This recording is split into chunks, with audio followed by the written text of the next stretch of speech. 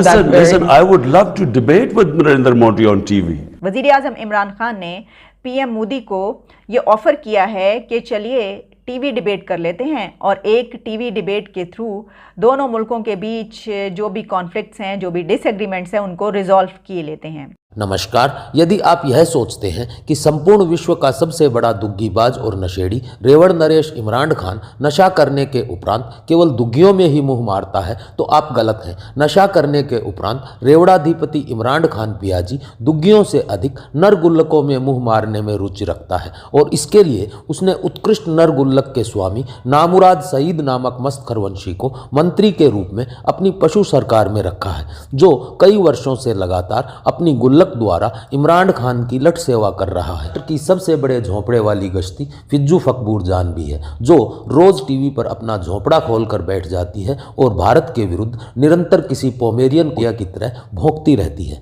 इस डिबेट से सेठी साहब, आपको लगता है कि पाकिस्तान और भारत के दरमियान सब कुछ नॉर्मल हो जाएगा? आयशा, सवाल ही पैदा नहीं होता। ये डिबेट 70 साल तो हो गए हैं, डिबेट चल रही है। पता नहीं कितने प्राइम मिनिस्टर्स एक दूसरे को मिले हैं, कितने जर्नैल एक दूसरे को मिले हैं। तो ये भी मसला आपको हल होने वाला तो नहीं है। अब तो खैर और भी मुश्किल हो गया, क्योंकि हिंदुस्तान ने उसका आइनी स्टेटस कश्मीर का तब्दील कर दिया जी। तो वो तो अब, और खान साहब ने तो इसको, अब पहले ये था कि रियासत के दरमियान इश्यूज़ थे, ठीक, मगर ज़ात इसमें नहीं आती थी।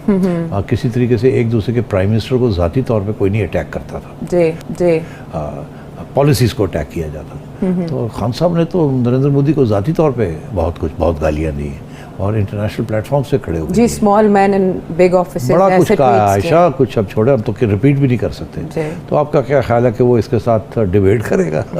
और इस वक्त जिसे कहते हैं ड्राइविंग सीट में वो है, आप तो ड्राइविंग सीट में नहीं है, वो तो ले गए कश्मीर। अब आप बेसिकली ये कह रहे हैं कि हमने आपसे तजारत करनी है जी, और आप थे जिन्होंने तजारत बंद की थी, उन्होंने बंद नहीं की थी।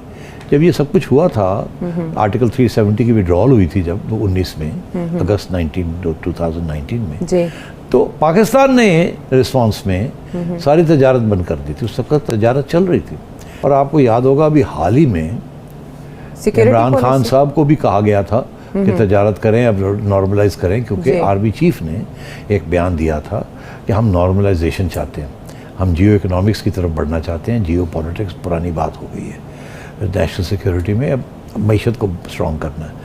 और हिंदुस्तान से बहुत सी चीज़ें तजारत के ज़रिए सस्ती आ सकती हैं, जो कि चाइना से भी ज़्यादा सस्ती आती हैं, ट्रांसपोर्ट बहुत कम है और फौरी तौर पे आ जाती है। चाइना से आने में महीने 2 लग जाते हैं, इंडिया में बटन दबाएं, वाघा से ठा करके अमृतसर से, पंजाब से आ जाती है, जैसे माजी में होती है, चीनी आ जाती है, गंदम आ जाती है, जो सब्जियां वगैरह जो आपको ज़रूरत है, जिसकी वजह से आवाम को बहुत नुकसान हो रहा है, कीमतें इतनी बढ़ गई हैं। तो अब इनको तकलीफ हो रही है, अपने एक कदम उठाने से इनको तकलीफ हो रही है। तो अब वो खान साहब को इन्होंने कहा था कि आप कर ले। खान साहब ने, जनाब कॉमर्स मिनिस्टर खुद थे ना, तो इन्होंने ओके कर दिया कि जी ठीक है जी, खोल दें तजारत, 2-3 आइटम्स के हम मंगवा लेते हैं।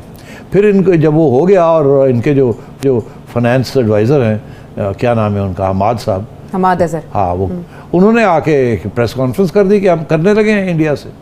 तो जब कैबिनेट के अंदर आया, तो कैबिनेट के अंदर किसी ने कहा होगा मर जाएंगे, हम नवाज शरीफ के ऊपर इल्ज़ाम लगा रहे हैं कि जो इंडिया का यार है वो गद्दार है, और आप फिर अभी आपने मोदी को इतनी गालियाँ दी हैं, और अब आप जाके तजारत करने जा रहे हैं, और ये तो आप ऑपोजिशन खा जाएगी आपको, तो भागे यहाँ से। तो इन्होंने कहा सॉरी करके, और वो नहीं, हमने तो एवं इसने खुद ही कर दिया, हमने तो प्रूव ही नहीं किया था, और क्या बिना ने फैसला किया है, वो भाग गए वहाँ से जी। तो अब बात ये, अब फिर उधर ही आ रहे हैं घूम फिर के, अब फिर वहीं आ रहे हैं कि तजारत खोलनी है, और अब ये कि जी हमने डिबेट करनी है आपके साथ। लेकिन इसके साथ से सिर्फ इंडिया को निशाने पे नहीं रख रहे, वहाँ हिटलर से तशबीह दे रहे हैं Narendra Modi. Listen, I would love to debate with Narendra Modi on TV. I would love to talk. But you know, before we organize this debate, and by the way, Archie would be happy to moderate it, me personally, but I have an editor It would be so good for over 1 billion people on the subcontinent if we can resolve our differences through a debate rather than through. That would be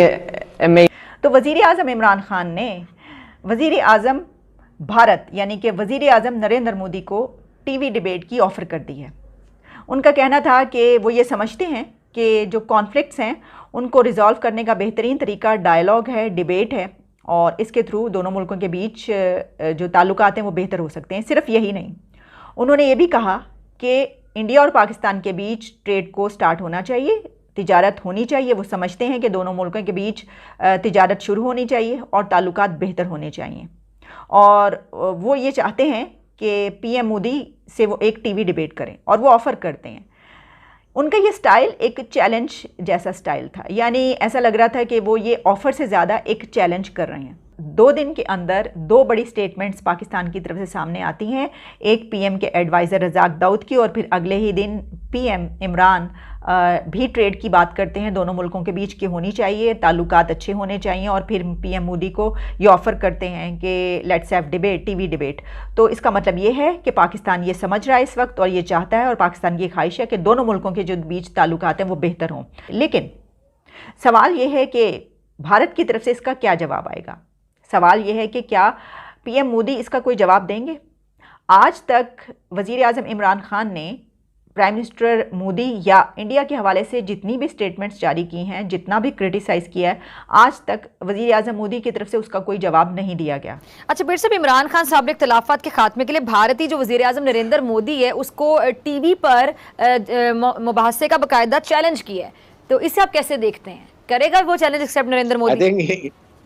कभी भी नहीं करेगा। और president Pakistan ने बिल्कुल ball उनके court में डाल दी है, रशियन उसको इंटरव्यू देते हुए कॉरेस्पोंडेंट को। और जी। इस नरेंद्र मोदी ने के पास लॉजिक कोई है ही नहीं है। What he will talk, submissive, और उसके बाद कनिंग पर्सन, और उसके बाद कोई लॉजिक नहीं है सिवाय आरएस को जो एक एजेंडे को लेके चल रहा है और 4-5 का टोला उसको सपोर्ट करता है। वहाँ पर वो सेकुलर जो एक उनका एक पहचान थी सेकुलरिज्म, वो भी ख़त्म हो गई है।